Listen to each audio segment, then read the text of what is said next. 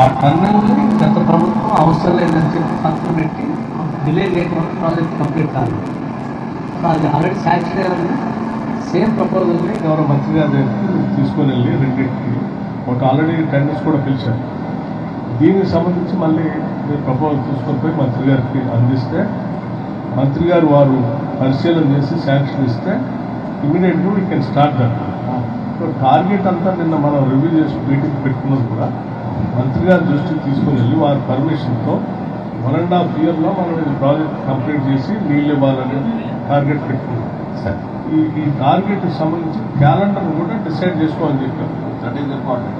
Calendar preparation of the calendar is the most important. First 10 days ఏం చేస్తాం, second 10 days ఏం చేస్తాం, third 10 ఆ క్యాలెండర్ కూడా మంత్రి గారు తీసుకొని వారికి ఇచ్చి వారి పర్మిషన్ తీసుకొని వాటి మీద రెక్టిఫై చేసుకొని క్లియర్ అయిపోయిన తర్వాత మాకు కూడా సబ్మిట్ చేస్తే మేము కూడా కూర్చున్నాం. This is what first thing. ఇక మిగతా మీరు కూర్చోండి. మిగతా దానికి సంబంధించి మీరు కూర్చోండి.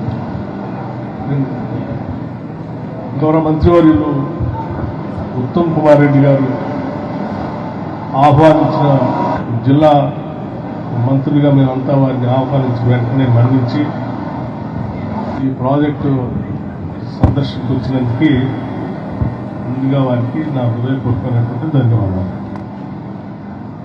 అలాగే ఖమ్మం జిల్లాకు సంబంధించి ఉమ్మడి ఖమ్మం జిల్లాకు సంబంధించి ఈ ప్రాంత ప్రజల చిరకాలం వాంఛే గోదావరి నీళ్ళు ఖమ్మం జిల్లాలో పంట పొలాలు పండించుకోవాలి. సరే, దురదృష్టం కేవలం 2,654 కోట్లతో అయ్యే ప్రాజెక్టుని ఒక 20,000 కోట్లు పెంచి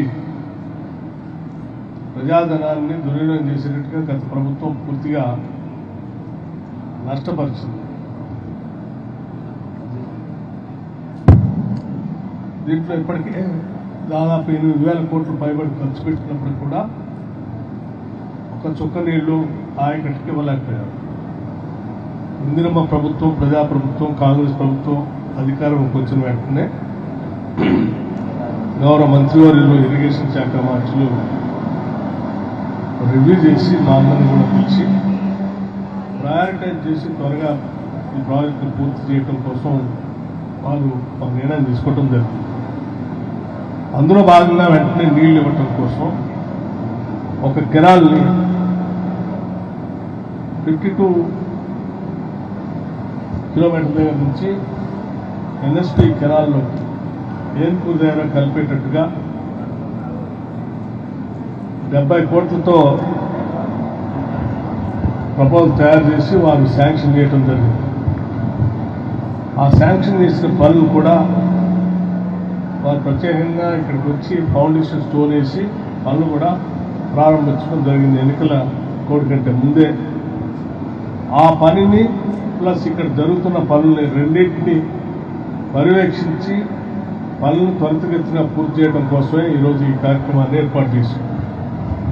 దాంట్లో భాగంగానే ఈరోజు ఇక్కడ ఉన్నటువంటి పంపులన్నిటికీ ఎలక్ట్రిఫికేషన్ కనెక్షన్ ఇచ్చి డ్రై రన్ చేసుకోవడం కోసం దానికి కావాల్సిన ఫండ్స్ కూడా రిలీజ్ చేసి వాళ్ళకి ఆ కనెక్షన్ ఇవ్వడం కూడా జరిగింది.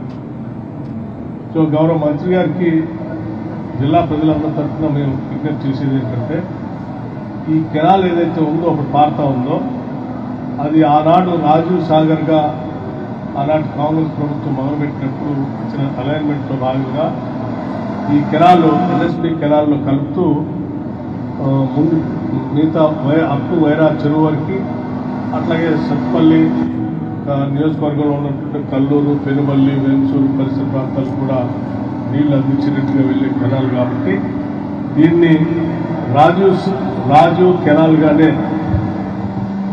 కెనాల్గానే పరిగణలో తీసుకొని వెంటనే పూర్తి చేసి నీళ్లు అందించే కార్యక్రమాన్ని చేపడుతున్నామని, దీనికి సంబంధించి టార్గెట్ ఆగస్టు 15th వరకు పూర్తి చేసి నీళ్లు అందించే కార్యక్రమాన్ని మేము క్యాలెండర్ ఫిక్స్ చేశాం. దానికి కావాల్సిన నిధులు రిలీజ్ చేస్తూ ఉన్నాం. గౌరవ మంత్రి గారు ఇవాళ క్యాలెండర్ ఫిక్స్ చేసి వెళ్తూ ఉన్నారు. మళ్ళీ తిరిగి ఇదే మంత్రి గారు ఆగస్టు 15 కల్లా ఇక్కడికి వచ్చేసి ఈ ప్రాంతంలో మేము అప్పటికల్లా ముఖ్య అతిథులు అందరినీ కూడా నిర్ణయం చేసి భవిష్యత్తులో అనౌన్స్ చేస్తాం. కానీ టార్గెట్ మాత్రం ఆగస్టు 15 కల్లా ఈ ప్రాజెక్ట్ని పూర్తి చేసే కార్యక్రమాన్ని క్యాలెండర్ ఫిక్స్ చేశాం.